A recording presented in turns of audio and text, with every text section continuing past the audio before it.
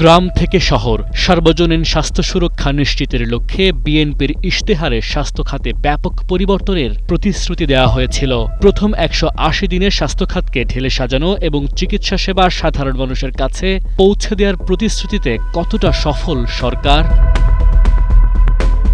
স্বাস্থ্য খাতকে ঢেলে সাজানোর উদ্যোগের সামনে বাধা হয়ে দাঁড়িয়েছে হাম ডেঙ্গুর মতো রোগগুলোর ভয়াবহতা।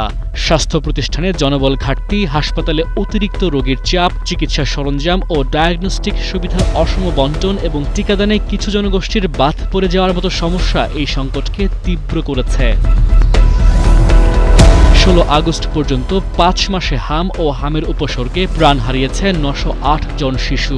টিকাদান কর্মসূচি শুরু করলেও হাম নিয়ন্ত্রণে বেগ পেতে হচ্ছে সরকারকে।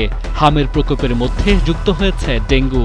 এই বিষয়ে স্বাস্থ্য ও পরিবার কল্যাণমন্ত্রী সরদার মোহাম্মদ সাখাওয়াত হোসেন বলেন, হাম আক্রান্তদের বড় একটি অংশ টিকা নেয়নি।